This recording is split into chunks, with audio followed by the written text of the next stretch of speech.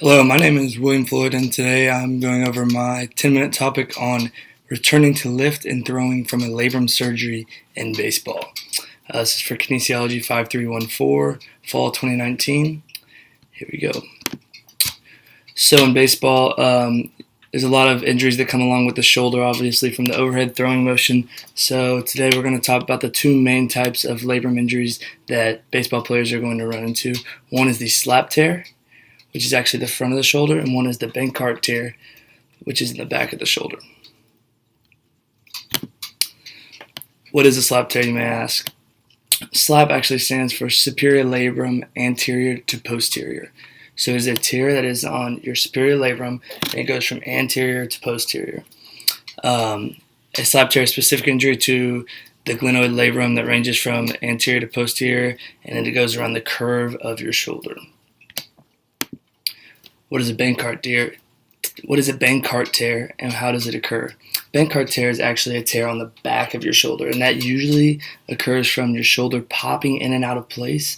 If it pops out, you're usually going to tear that part of your labrum, or if it pops back in, it can also cause issues, slap tears in the front side of the shoulder.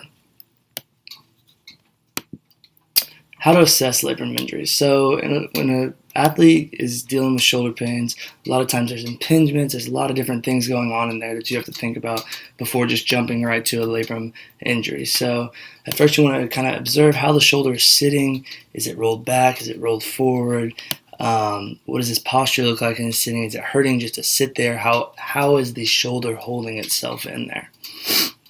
The next thing you're going to go ahead and test is the range of motion of the shoulder. How far up, side to side, can you go without pain? Generally, when you have a labrum tear, that range of motion is going to be very, very difficult to come by. Next, we have a bicep load test where you'll hold your arm out like this, and it will test the strength of your bicep, because on a slap tear, it usually has to do with that bicep tendon and pulling on that and tugging on that. So that's a good sign of potentially having a slap tear in there. Then you have the You have the resisted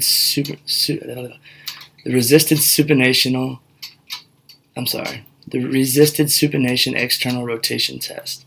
So what you're going to have here is you have an external rotation of the shoulder. They're going to start to supinate your arm, and they're going to test how does that feel when you push up into that, and how does that feel on the front of your shoulder and the back of your shoulder. Then we're going to have just the general external rotation. Can you even have any external rotation in your arm? They can do that a lot of different ways, laying down, sitting up. There's quite a few different tests for that. Then we're also going to check the pronated load test. So when you come in this way, how much pressure is that putting on the front of your shoulder, and how does that feel? And then lastly, generally, if any of these symptoms point towards a slap tear, you're going to go ahead and go have an MRI. The rehab protocol for this.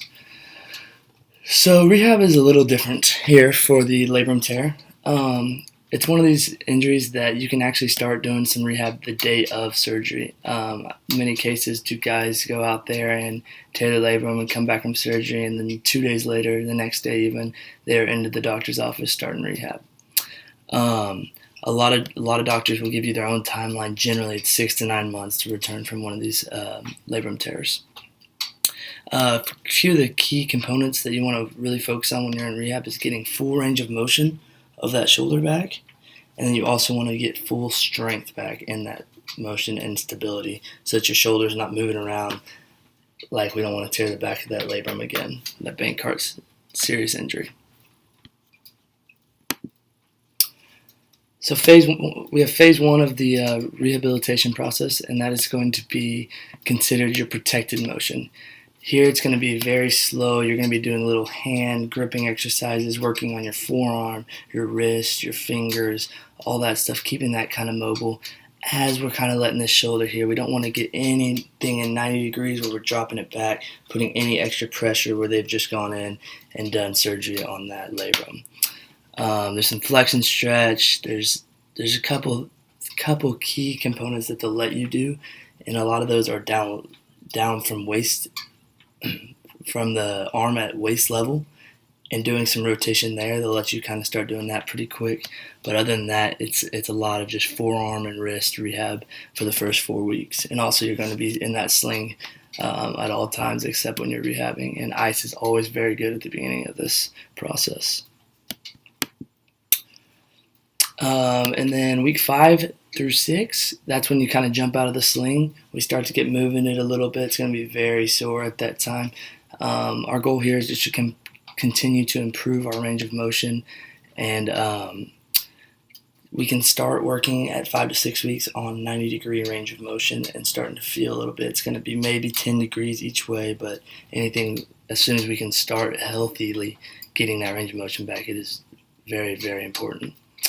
Then we can also, at that time, 5 to 6 weeks, begin doing a little tubing exercises, internal, external, just starting to kind of get that thing moving after it's just been sitting there steady and healing for 5 to 6 weeks. At that time, they also allow you to start getting some rows, getting some lats, some tricep work. Then all that's healing. The only thing we don't want to mess with is anything to do with the bicep yet. Too early at 5 to 6 weeks. Phase 2, we have the moderate protection phase. So at this time, it's going to start picking up a little bit, but we're still going to make sure that we're protecting the shoulder and keeping it safe. We just, again, want to continue to get that range of motion back, and then continue to get your isotonic strength on each of your exercises, your general shoulder mobility, all of that stuff, keeping, once again, a lot of range of motion, stability, and strength in that shoulder. At week 10, we were actually going to start progressively picking up our strengthening exercises, start to put a little bit more weight on there, starting to get that thing moving. And then at that time, we can also start doing a little bit with the throwing motion and getting into external rotation and really feeling that idea of maybe throwing a baseball again. Phase 3 is your minimal protection phase. At this time, you're pretty much healed up in the shoulder. You still want to be cautious of what you're doing, but you're able to get after it a little bit more and kind of figure out how you're really feeling at this time. But in order to enter this phase, we have to make sure that you are pain-free when you're actively doing your range of motion on your own. We want to make sure you have a good amount of stability. If you have no shoulder stability, there's no point of moving on, and just can cause more injuries down the line. We want to make sure that our muscle strength, it doesn't have to be an 8, but we want to make sure we're at least getting to a 4, maybe a 5 at this time. And then again, just no pain, and make sure we're not tender to the touch of this part of the shoulder, so that if something happens, something hits it, we're not going to injure that and mess it up again. For weeks 12 to 16, we're going to continue with all our stretches. We're going to be doing throwing motion, external rotation, maybe some weight on there, even really starting to feel some of that intense range of motion that we need to throw a baseball, and continue to getting after strengthening, getting all that strength back we can possibly get. At that time, we can also, when we get to about 16, depends on your doctor, 16 to 20 weeks, that's usually when they'll start letting you get into your throwing program. It starts out really light, but that's an awesome time for athletes because they get to finally get past all this rehab and start tossing the ball again. Phase 4 is the advanced strengthening phase. Criteria to start your phase 4 is, again, you have to have absolutely every bit of range of motion. It's a must. It's something doctors do not let you go without. We need stability in the shoulder. We need enough to where you're just standing there and you feel stable statically if you're getting your shoulder pushed around. We need 75% strength compared to your opposite arm. That's a tough one, but it's very necessary before you start picking up the throwing and kind of intensifying everything. It's got to be strong enough to hold it together. And then once again, we just want to make sure you have no pain and we're not pushing it too quick. That's always the idea, is to safety first. When we get to weeks 20 to 26, we're going to start, that throwing program is going to begin to pick up a little bit more. You're going to start progressing, getting a little bit farther back. You're really going to actually start throwing the ball because you're at 30 feet. I mean, you're just kind of tossing it, but at this point, you're going to start throwing some throws with a little bit of intent behind it and really starting to get into that intense external rotation. So this is a time to really watch for the pain and keep an eye on the mechanics of the throwing and all of that. And then our last phase, phase 5, is your return to activity. At this time, you are fully cleared. You have all your range of motion. You have stability. You have strength, no pain, no tenderness. and you have that muscular performance that you need in order to go out there and pitch and play baseball. That'll be from like month 6 to month 9, depending on who you are, what your doctor is, how you've been progressing.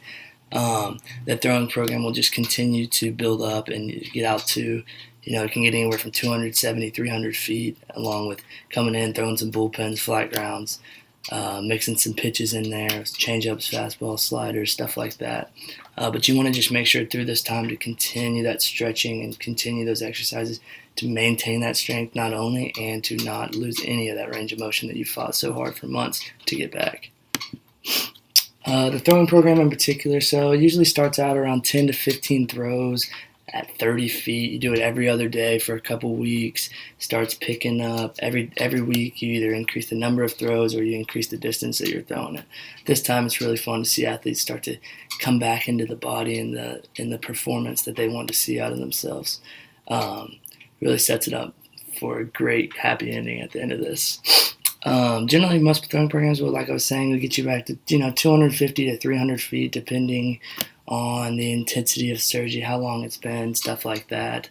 But then for pitchers, after the initial throwing program that you go through, you usually take about a week off, and you'll come back and start your mound progression, which will be 60%, 10 pitches, 3 times a week, and you'll build up from there until you're ready to be throwing 100% for 25, 30, 40 pitches before you're getting back into active situations, playing baseball games where the intensity picks up and you're really letting it go. You want to make sure that you're healthy and ready for that.